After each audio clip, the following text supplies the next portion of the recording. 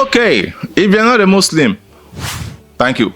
One major problem we have in today's generation of Muslims is that we have a lot of name callings, labeling, and what have you. What is the yardstick that you use in measuring the adherence of the other Muslim to the Sunnah? What is the yardstick that you use to measure whether you have the license to call your own fellow Muslim a kafir or what have you? You know, today actually I'm going to mention so many names, as much as Allah permits me to mention, and whatever you make of this video is your problem. For instance, one major personality I think most people used to have a problem with is no other than MuftiMenk. What most of you will say is that he's always using the Almighty. He's not saying Allah in his post. Okay, is Allah not the Almighty? Let's start from there. So what's your problem with him using the Almighty and not Allah? Then some of you will say he's not upon the real Sunnah.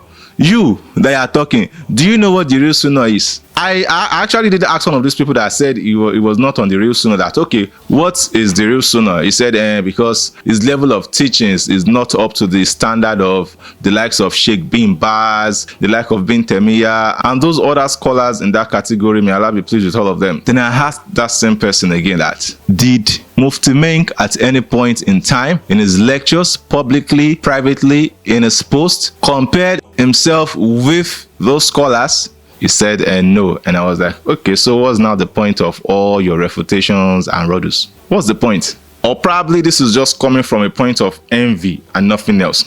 If I'll go personal on this, I think the scholar I have a problem personally with is OmarSuleiman. Do I have a problem with the personality of OmarSuleiman? No. Do I have a problem with the teachings of OmarSuleiman? No. Do I have a problem with the methodology of OmarSuleiman? No. What I have a problem with him is not as if he sent me anyway, but I'm going to say it. The way he carve his beers, personally, I don't like it. It's not as if he needs my permission to do that or how I want him to look, but it is something I don't like. Despite the fact that I don't like that, would that prevent me from getting any benefit from his teaching? No. So as an individual, you cannot tell me that this is who I should listen to, this is who I should not listen to, run away from this one, is it this, run away from that. You that you are talking, what are you? You that you are labeling every other person, what are you? You know, I find it very funny and absurd that most of you believe that whoever is your teacher is flawless and whatever he says is perfect, whatever he says is the best. So if your scholar says don't listen to so and so is a kafir, automatically you hate everything about that person. You don't know whether it's woman that caused fight between the two of them. You don't know. But out of your own, this is not ignorance now. It's not ignorance.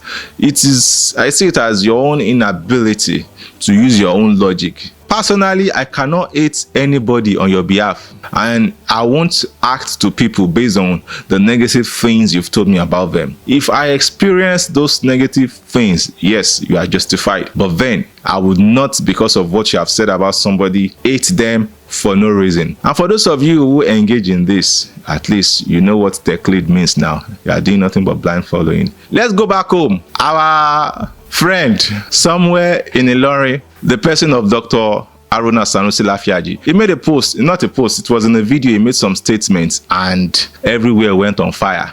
And what did he say? He said, ọkùnrin lòun fẹ́ fi ọ wo pọ́kẹ̀tì ẹ̀ kí ló ń gbà lóṣù, ṣé yóò tó òun àti àwọn ọmọ tó bá bí fún gbọ́? Ọkùnrin tí ò níṣẹ́ lápá ẹwà ni inshallah ọkọ̀ look for a mashallah brother, inshallah brother kó lè ṣiṣẹ́ kó lọ wá sẹ́kún sí ọwọ́ ẹ̀ nígbà tó bá di mashallah kó mọ̀ bọ̀.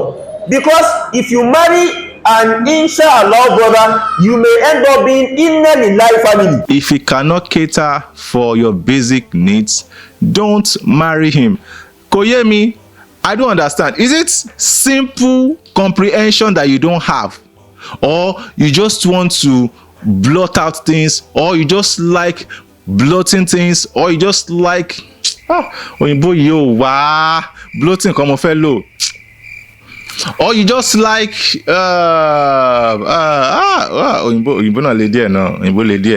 thank you. Or you just like blowing things out of proportion? I don't understand. He said, if he cannot provide your basic needs, don't marry him. For crying out loud, basic need is a relative meaning, and depending on the lady involved, their basic needs might be different. You know, we have some ladies, they don't need your money. They don't need any material things from you. In fact, if it is possible, if it is permissible, they will buy you and own you. There are some ladies like that. In that case, that kind of lady, maybe her basic need is nothing but attention. Can you give it? Can you offer it? I know that's what some of you like, especially those of you that disagreed with him. And again, the basic need we are talking about here to some other lady might be that she provide the things her own father cannot provide for her. That is her own basic need. So if you know you can provide it, go ahead with it. So I don't really get why we are misconstruing a statement. What you need to do as the individual, if the aura is tabaing you, that is story about tabai, over if you think he's talking to you directly, all you need to do is to find a lady that you can afford a basic need. Simple. You know why I'm doing this video is I was not even expecting that in the month of Ramadan we are going to be doing our usual business. What is our usual business? It's the usual business of Rodu. And for those of you who are hungry because the woman you want, you cannot provide her own basic need, go and pray to Allah. Allah should provide for you. All this argument does not hold any water. It's not going to take you anywhere. So what is my call to action for this particular video? I don't have any call to action. Whatever you want to make of this video, make of it. Salam alaikum.